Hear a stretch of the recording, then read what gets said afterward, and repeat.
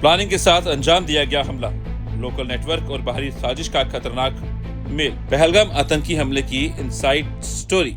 National investigation agency की chargesheet के मुताबिक ये हमला सिर्फ सीमा पार से नहीं बल्कि स्थानीय स्तर पर मिली मदद से अंजाम दिया गया।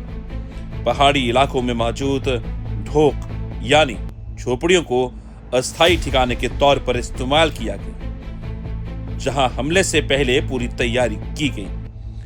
जांच में साफ हुआ कि ये कोई अचानक हुई घटना नहीं थी बल्कि एक सोची समझी साजिश थी जिसमें कई स्तरों पर नेटवर्क काम कर रहा था। लोकल स्तर पर मिली मदद ने हमले को आसान बनाया। सुरक्षा जानकारी लीक होना बना बड़ा खतरा।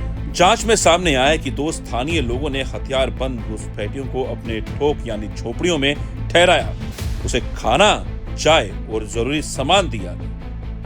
इसके साथ ही इलाके की संवेदनशील जानकारी भी साझा की गई, जिसमें टूरिस्ट मूवमेंट और सुरक्षा तैनाती शामिल थी। ये सब उस वक्त हुआ जब उन्हें ये समझ आ चुका था कि ये लोग सामान्य नहीं। इस तरह की मदद ने हमले को आसान बना दिया और सुरक्षा व्यवस्था को बड़ा झटका दिया।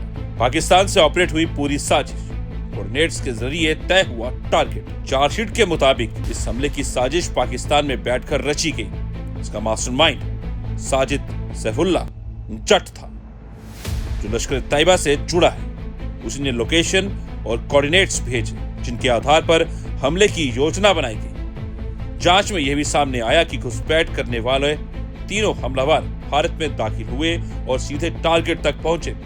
इससे साफ होता है कि उन्हें पहले से पूरी जानकारी दी गई थी। 1113 लोगों से पूछताछ, बड़ा जांच दायरा। हमले से पहले पूरी रेकी और तैयार। जांच एजेंसियों ने इस मामले में 1113 लोगों से पूछताछ की।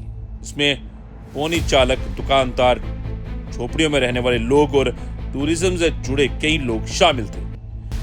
ये जांच अपने आप में बहुत बड़ी और विस्तृत थी। घटनास्थल और आसपास से मिले सबूतों ने यह साबित किया कि हमले से पहले रेकी की गई थी और हर पहलू पर बारीकी से नजर रखी गई थी। ये सिर्फ हमला नहीं बल्कि एक पूरी ऑपरेशनल प्लानिंग का हिस्सा था। मुठभेड़ में खत्म हुए हमले के जिम्मेदार लोग, डिजिटल और फॉरेंसिक सबूतों से खुली साजिश। 28 जुलाई 2025 को दाशिगाम नेशनल पार्क के पास मुठभेड़ में तीनों हमलावर मारे गए। उनके पास से मिले हथियारों और डिजिटल सबूतों की जांच में पुष्टि हुई कि इन्हीं हथियारों का इस्तेमाल पहलगाम हमले में हुआ था।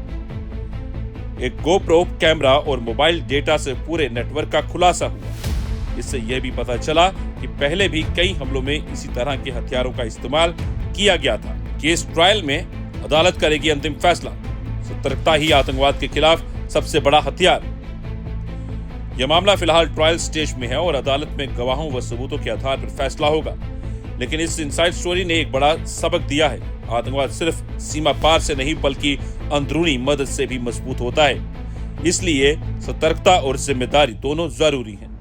किसी भी संदिग्ध गतिविधि की सूचना देना हर नागरिक का कर्तव्य है, ताकि भविष्य में ऐसी घटनाओं को रोका जा सके और निर्दोष लोगों की जान बचाई जा सके।